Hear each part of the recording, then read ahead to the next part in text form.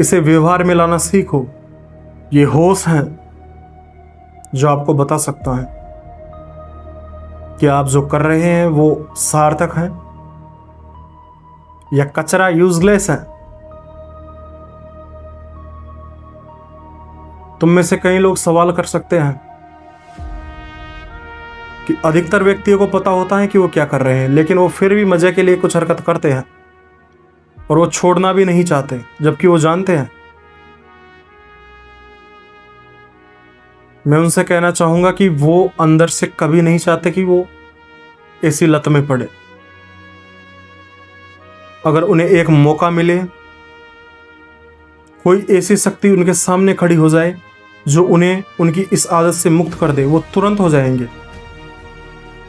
वो कभी भी उस नरक को नहीं चुनेंगे, लेकिन वो उस आदत को छोड़ नहीं पा रहे हैं और उन्हें ऐसा लगता है अंदर से कि वो छोड़ नहीं पाएंगे। इस वजह से वो एक बहाना तैयार कर देते हैं कि ये तो हमारी मर्जी है, हमारी मर्जी है। इससे उनकी कमजोरी प्रदर्शित नहीं होती, लेकिन वो अंदर से कमजोर हैं, वो उस आदत को काबू में नहीं कर पा रहे हैं। मेरा कहना तो यह है कि बात यह नहीं है कि वो कायर हैं, बात यह है कि उन्हें सही तरीका पता नहीं है। अगर मैं तुम में से प्रत्येक व्यक्ति को यह सलाह देने लग जाऊं कि ये आदत है, इसे धीरे धीरे कम करते जाओ, तुम में से अधिकतर व्यक्ति मेरी सलाह नहीं सुनना चाहेगा। लेकिन जब मैं कह रहा हूं कि आदत है, उसे बार बार दोहराओ, लेकिन उसके साथ में एक चीज और दोहराओ, होश के साथ में दोहराओ, कॉन्शियस होके दोहराओ। अगर कॉन्शियस होके दोहरा रहे हो तो ये आदत स्वतः ही कमजोर पड़ जाएगी। और जैसा कि अभी थोड़ी देर पहले सवाल था कि कमजोर कैसे पड़ेगी, मैं तुमसे कहना चाहूंगा कि अगर तुम एक लाल तपते हुए लोहे के ऊपर हाथ रखोगे, क्या तुम अपने उस हाथ को उस पर रख सकते हो? या फिर तुरंत ही एक रिएक्शन उठेगी, मतलब जैसे ही तुमने उसको छुआ तुरंत हाथ अपने आप पीछे जाएगा? सीधी सी बात है, जाएगा। हाँ, तुम्हारी मर्जी के खिलाफ भी जाएगा, क्योंकि तुम्हारी सुरक्षा तुम्हारे सिस्टम में बैठी हुई है।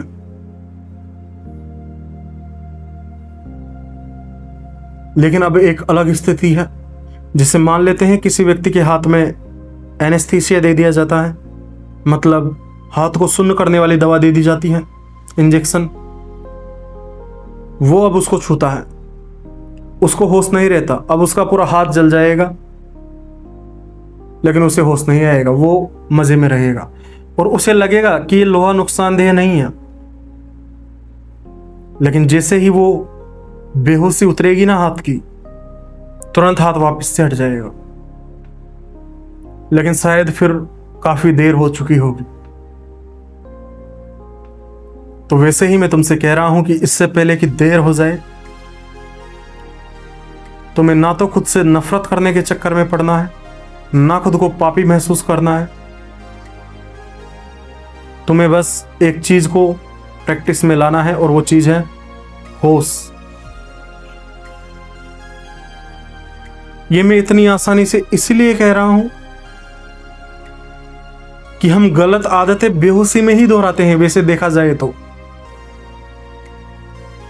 अगर हमें पता चल जाए कि सामने वाली चीज में जहर रखा हुआ है, हम उसे कभी नहीं खाना चाहेंगे। तो ठीक वैसे ही हम कभी भी हमारा विनाश नहीं करना चाहेंगे। तो क्या आप तैयार हैं अपने उस होश को साधने के लिए? आज से 7 दिनों बाद, बिना कोई वीडियो देखे, बिना फालतू की सलाह लिए, मैं ऐसा नहीं कह रहा कि तुम सिर्फ मेरी बात मानो, मैं बस इतना कह रहा हूं कि तुम सिर्फ अपना लॉजिक लगाओ और इस बात को अपने लॉजिक के हिसाब से सही बैठा के अपने जीवन में अप्लाई करो। क्योंकि 1000 बातें जानने से और कुछ ना करने से बढ़िया है कि एक बात को जान लो और इतनी प्रैक्टिस कर लो कि काम कर जाए। तो 7 दिनों के बाद में कमेंट करना क्या तुम्हें तुम्हारी ज़िंदगी में कुछ असर दिखा, और अगर तुम्हें असर दिखा तो बाकी सबको बताना कि ये तरीका काम करता है। तो आज के लिए बस इतना ही।